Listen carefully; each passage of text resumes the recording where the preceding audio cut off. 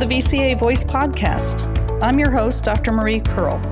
Our goal with the VCA Voice is to showcase how VCA Animal Hospitals is taking care of the future of veterinary medicine. We'll bring our purpose to life through meaningful conversations about care, our culture, and the communities we serve. On today's episode, I'm happy to welcome Lorrie Nimsgern. Lorrie is a Senior Regional Vice President of the Heartland Group in VCA. Hi, Lorrie. How are you today? I'm doing well. How are you? Oh, it's always wonderful to speak with you. And I want to jump right in with some questions for you. And so why don't you tell me a little bit about your story and your journey in veterinary medicine and with VCA? I actually started as a receptionist, and then I became the hospital manager at a privately owned business that had 3 locations. I worked there for 10 years and learned quite a bit. Back then, I did things like filled medications, took patient history, helped restrain nice pets. And then pet practice purchased the hospital I worked at. I was fortunate enough to move to a regional position focusing on acquisitions and special projects. About a year after that, VCA purchased pet practice. And I was given the role of a district manager, which eventually became a regional operations director. So I worked with both general practices and specialty hospitals. Eventually, I moved to specialty ER hybrid only. So I was promoted to regional vice president and oversaw 2 regional operations directors while I did specialty. And then 4 years ago, I became a senior RVP. So I've had actually about 37 years in the industry. Yep, I knew it had been a long time, and that's wonderful to have such a rich tenure in veterinary medicine. Our experience working together is that I started as a regional medical director in Central, and then actually became a regional operations director under you in Heartland. And really, before I joined VCA, I had very little knowledge of business operations, which I think is probably still true. And I would like for you, if you can, to give me an overview of what business operations encompasses in any business in general and how that applies to VCA. Well, you did learn operations quickly, so be kind to yourself. Operations can be applied to almost any type of business. In terms of it involves strategic planning, understanding finances, how to market your services, client service, and certainly staffing and HR. Specifically in VCA, in a field position, it's really learning the differences of every hospital and how to use that operational knowledge in a way that can best impact each unique hospital. So, for instance, you might see that finances are in great shape, but perhaps there needs to be a focus on interpersonal issues. But another hospital might have the reverse. That's a really good point. What are the steps involved in learning about operations? Is it formal training or is it really on-the-job training? It's a combination of the two. Somebody doesn't have to have any formal training for the position, although personally, I gained a very strong foundation having a formal education in both business management and finance. A great deal of learning definitely takes place on the job. The education never ends. There's always something new resources that were given, or new challenges you have to figure out how to overcome. So in your current role as Senior Regional Vice President, you've hired and trained a number of regional operations directors. And I'd like to spend a little bit of time talking about that role. But I'm also wondering what kind of attributes you look for when considering hiring for that role. Attributes, you need some multi-site management. You have to not mind travel, even hopefully enjoy it somewhat. Multi-site is so important because it was surprising how different it was going from working at one place to suddenly having quite a few. You have to be able to work odd times of the day, especially if you have specialty in 24-hour hospitals. I would say that you also need to be organized, be able to prioritize where and how you spend your time. Follow-up is really critical too, because If there's multiple things going on with multiple hospitals, it's easy to forget something. And then probably the biggest attribute is the ability to form relationships. Yeah, incredibly, incredibly important. So, is there an ideal number of sites that can be managed, or does it depend upon the complexity and the type of hospital it is? I don't think anyone has figured out the right number. Uh huh. You hit it head on. It depends a lot on where are they located. Do you have to travel to multiple states, or are they all within a short distance of each other? It depends on the size and how many associates there are. Having specialty throws a whole nother obstacle in there about how many you can actually deal with. It depends on whether you've been in the position a long time and you have really good relationships, or if you're still building them. The more relationship building you have to do, the more time you really need to spend at the hospital. And I found that the time I spend even depends a lot on the leadership in the hospital. A good experienced team makes our life much, much easier. So, how important is it to have some knowledge of veterinary medicine before taking on a multi site management role versus no knowledge of veterinary medicine? I would say it's all right not to have it when you first start, as long as you're willing to put the time and effort to learn it. I really think anybody would be hampered in this position without a strong working knowledge of veterinary medicine. It's really hard to give guidance to people if you don't understand what they do. I found that our associates are always happy to explain and answer any question. So it is really easy to learn just by asking questions. But they're going to believe you more and trust you more when you guide them, if they believe that you know what they're all about and what they do. Yeah, that's absolutely true. What about having a partnership between medical operations and business operations and field management to make sure that we're delivering quality care? Well, it's absolutely critical to have both and to have a good relationship. It could get complicated at times because there is overlap between the two, and we both want to support one another without stepping on each other's toes. Hmm. So there really has to be a lot of trust. There has to be a commitment that you're going to back each other and support the goals. Communication is important, letting everybody know what's going on in the hospital so you can do that support. You also have to be okay with knowing your role, knowing the boundaries, and telling a hospital, why don't you talk to your rod about that? Or let me involve the regional medical director or the regional tech director to help you, because they're the best qualified to help you. As you probably know, we can be a pretty territorial group, which I think helps make us successful. But that's where that trust really comes to play.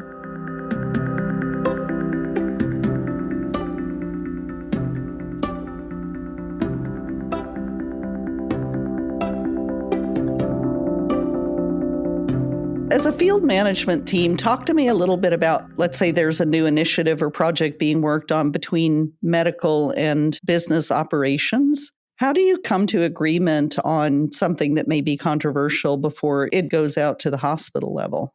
There's a couple things we look at. First, we always do have to put the patient first. So Hmm. I think it gets more difficult with operations if we know it's going to be costly, even without a return on an investment, but it's the right thing to do for the patient. And so if it's about the patient, that's going to come first. And we all really want that. So we accept the financial aspect. Hmm. Sometimes a regional medical director may not think, though, of the financial consequences of something. And I find if you sit down and talk about it and just help them understand, you could come to some type of compromise.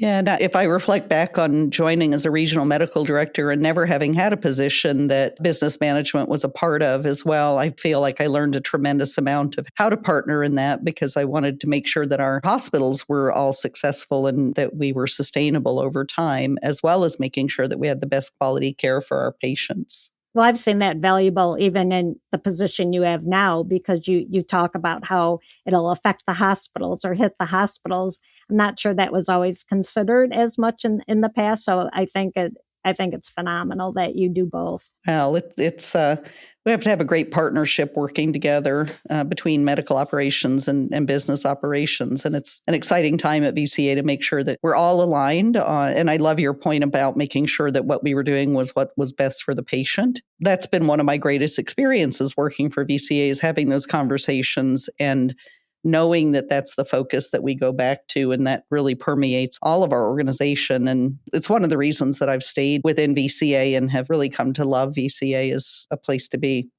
So what are some of the main differences, since you have experience both in primary care hospitals as well as specialty ER and also hospitals that combine all of those?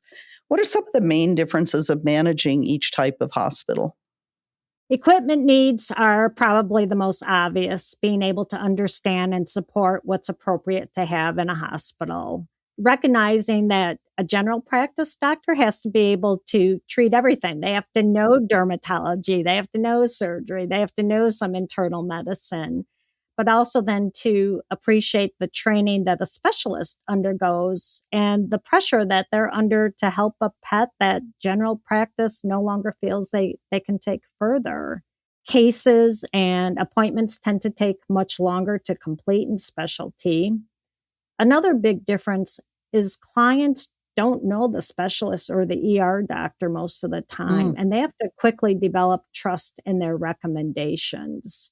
Whether you're specialty or ER, you actually have two clients to always worry about. You have the primary care DVM and the client that owns the pet. And sometimes they could be at odds, especially like if a client wants to transfer to a hybrid hospital, and we have to make sure we protect that referral relationship. So that can get difficult. So you have to work well and communicate with both clients.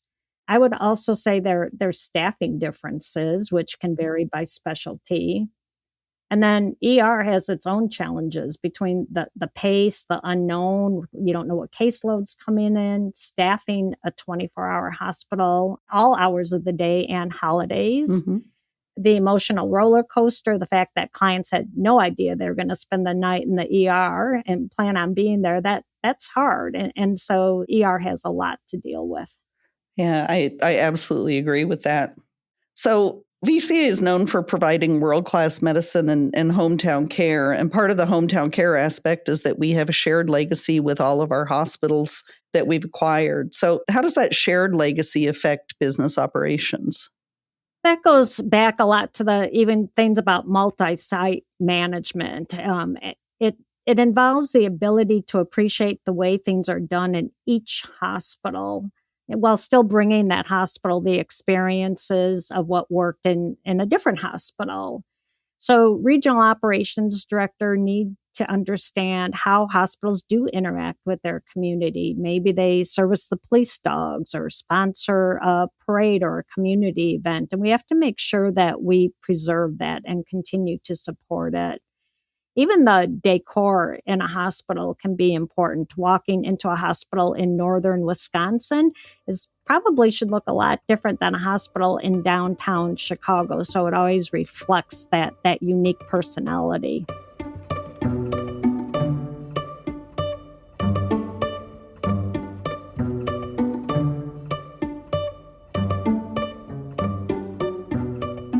So what's the balance of people skills and financial skills that's needed for success in business operations? Both are very important.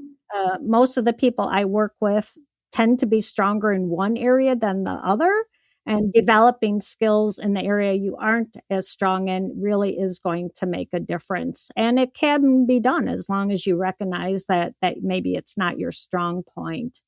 This role is all about relationships, and you can't have them without people's skills. Our associates are our biggest asset, and they always need to be treated as they are.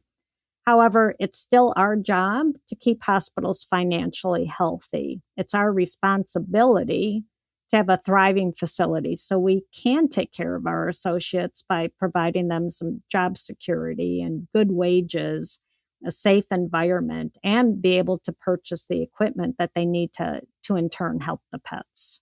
You mentioned the emotional roller coaster on ER, and I'm looking back to kind of the COVID period where all of our hospitals were so busy and under so much emotional stress. What were some of the ways that we worked to help our hospitals along during those times? Well, the teams change so quickly and so fast. I can't believe our ER staff rushing out to the cars in the middle of the night, Hmm. helping the patients. We did a lot of teams so that you worked with the same people, especially when we knew very little about COVID. It was Right. kind of people changed their schedule last minute to make sure that exposure was minimized.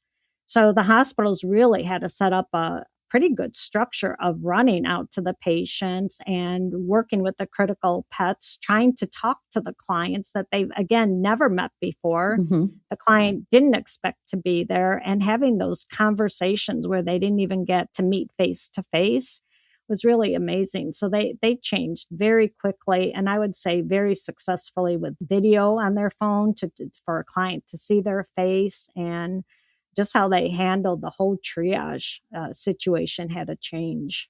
And I know that in addition to during those times and how really overwhelmed all veterinary hospitals were during that time, what were some of the ways that we were able to support our associates to be able to take care of themselves during that time? One of our hospitals, we're lucky enough to have a social worker, Hmm. and that makes a big difference. I think it's something wonderful that VSA was able to offer and is continuing to offer at some of our larger specialty hospitals. Hmm. I remember, and of course, you were involved at that time because you were the regional operations director during a good chunk of COVID, Hmm. and getting on the phone, and we had to talk to the doctor sometimes about taking care of themselves and about sometimes saying no to the very stable pets that could wait, that Right. could go back to the general practice. Our doctors were so ingrained with just always helping the pet that they felt horrible when the demand was so great they couldn't. I remember times that we had 6, 7, 8 hour waits, and it was really a lot about communication. Our technicians checking on the pets, understanding which ones could wait, which ones needed help immediately. It wasn't a first come, first serve situation. It was really putting the pets that needed the most care to the front of the line and just working through one at a time. The staff supported each other, sometimes tried to do some fun things, although it was pretty hard to take time to do fun things during COVID, especially on ER. Yeah.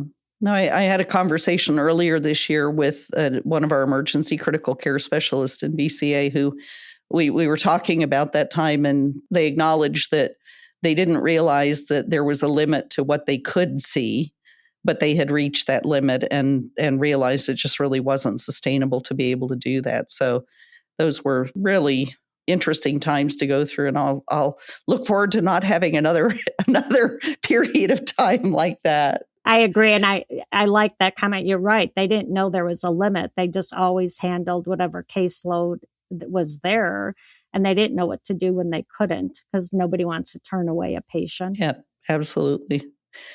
Well, Lori, with the length of time that you've been with the VCA, I was hoping you could share a few accomplishments that you're most proud of.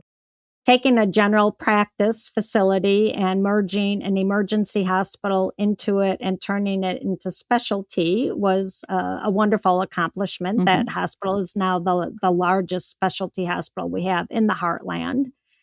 So I was a big part of that, and it was also a lot of fun. I've had some people tell me that I've made a difference in their lives and helped them grow and be challenged. That probably makes me the most proud of anything. Hmm. In the role that I'm in now, I've tried really hard to improve communication and visibility of the position that I have in the hospitals. And I think it helps make all of our associates feel a little more comfortable with the leadership structure and what they view as VCA, Hmm. being a person that used to be a receptionist, and being able to relate to them. I know that there's also some difficult parts. And as your experience grew over time, do you have any examples of lesson learned that you could share? Probably more than I want to admit. When we talked about attributes and you talked about the financial versus people side, when I very first started in the position, I leaned too much on the financial side and didn't have quite the appreciation or understanding of the people skills needed. So learning that lesson, learning that without if you take care of the people and do the right thing by them, the finances usually come. But if your background is more, especially a lot of hospital managers get promoted into this position, one of their primary jobs is watching the finances of the hospital. So that's what's sort of ingrained in you for a while. So it's a little hard to make that transition. I also learned a lot working with so many different type of people, just how important personality differences are. At the beginning, I probably didn't change my approach as often as I should. I learned over time that it is me. It is part of my job to change my approach so I could relate better to that person so we can kind of accomplish our goals.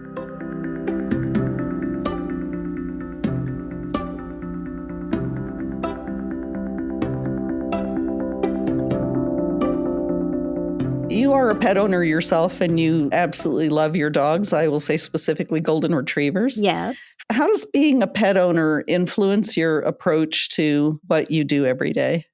I do love my dogs. And I love mutts too, mutts as much as golden retrievers. But yes, I think it helped a lot during COVID too, because I was actually petrified when we couldn't always see the pets. The first thought that came to mind is, what if my pet needed care?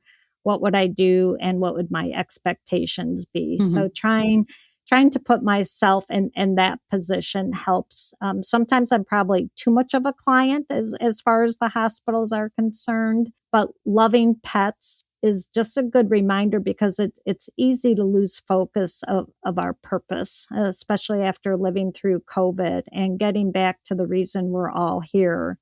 So if somebody asks for something, client service or equipment, I try to think, what if my own pet needed it? Would I not want a hospital to have that? Would I not want a hospital where people are really well trained and happy in their position? So I'm a pretty demanding client, as the hospitals I go to will probably tell you. So if it's good enough for my pet, then I know that they're doing the right things. So I think it's helped to really push the medicine, push the equipment, push a trained staff more than it would have if I didn't have my own pets. Well, we're approaching the end of our time together. As always, it has been a pleasure to talk with you, and I know that our listeners are going to get a lot out of your remarks. I was hoping that you could give some advice for anyone that's looking to become a regional operations director or get involved in multi-site management. I would tell somebody, first of all, to volunteer to take on additional responsibility or head a project. Sometimes it's hard to find people who want to do that, but you will always learn new skills that will help carry over and take some responsibility. I would say that people should learn as much about every role in the hospital as they can and learn how to collaborate with each role, learn the importance of each role, no matter what it is. If you don't have a lot of financial experience, I think it would benefit someone to take a course in business finance or accounting.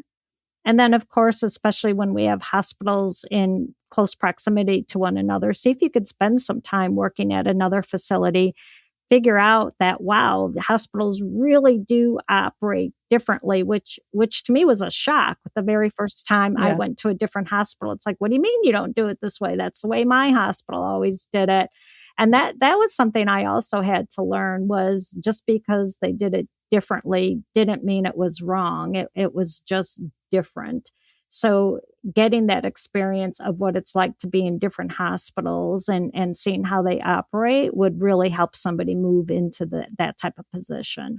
That's a great point. Certainly, as veterinarians and technicians, we are taught from a very early time that medicine can be practiced differently, and there's lots of different approaches that can successfully correct a problem. And I had not actually really applied that to hospital management and multi-site management, that there's a number of different approaches that will lead to successful outcomes. So that's a great point. Yes, for sure. Well, Lorrie, thank you so much for joining. Really appreciate your time, and I look forward to seeing you soon. Well, thank you for having me.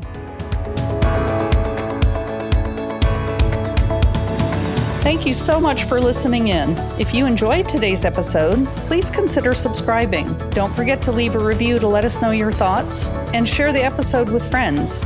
Follow VCA Animal Hospitals on social media at LinkedIn, Twitter, Facebook, and Instagram. For more inspiring stories, visit our website at vcavoice.com.